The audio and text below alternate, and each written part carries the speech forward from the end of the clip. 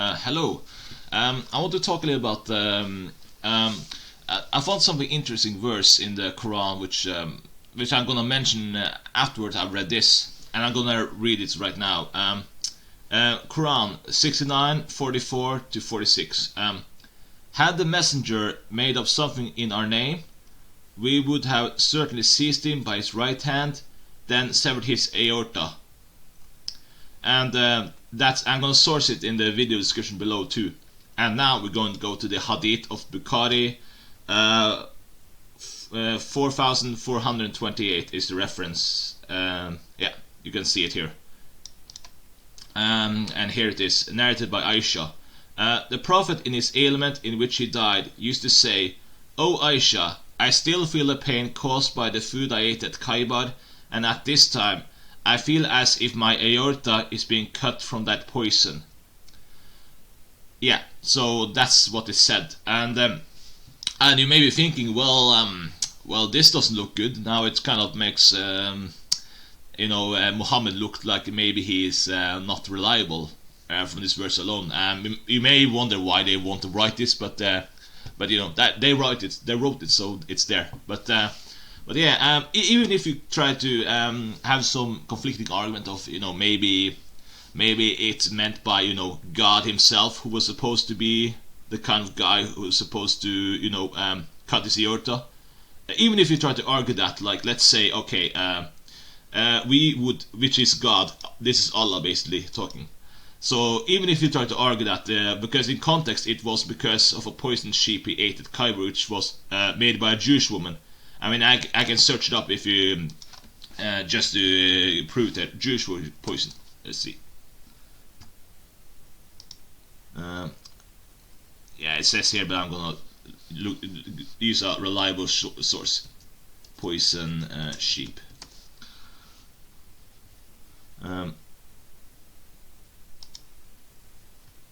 Yeah, when Khyber was conquered, a cooked sheep contained poison was given as a present to Allah's apostle. Yeah, this is in Sahih al-Bukhari, so that's reliable. Okay, so now we know that the context of it, why he got poisoned, and that took his aorta basically. Let's see here.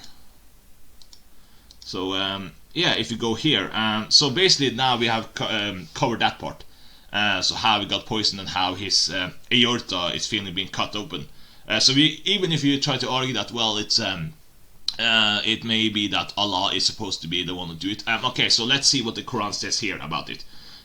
From 26, 221 to 222. And I'm going to read it here. Shall I inform you of whom the devils actually descend upon? They descend upon every sinful liar. Yeah. So that's what it says here. In terms of whom the devil actually descend upon, they descend upon every sinful liar. And I'm gonna see what Ibn Kathir says, the Quran commentator. Here Allah addresses these idolaters who claim that what was brought by the messenger was not the truth, but was merely something that he had made up by himself, or that it came to him in visions from jinn.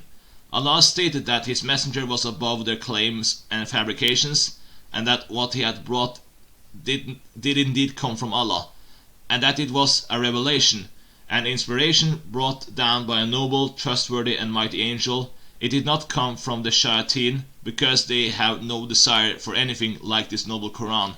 They descend upon those who are like them, the lying fortune tellers. Allah says, "Shall I inform you," meaning shall I tell you, upon whom the shayateen descend? They descend on every lying, sinful person, afim, meaning one whose speech is lies and fabrication. So yeah, so basically, in a sense, what it says here is in terms of people who can be liars, can be kind of like devils, So in this case, if you go back here, we will certainly have seized him by his right hand, then severed his aorta. So you can argue, well, Allah is one who kind of kills someone in a lifetime, or does he kill someone immediately? So that's the question here. So that's why I want to kind of try to argue with people online, just to see how what their opinion is on this. So that's what I want to say, really. I'm gonna link all this in the description below, and you can tell me what you think about it. So yeah, thank you for listening, and bye.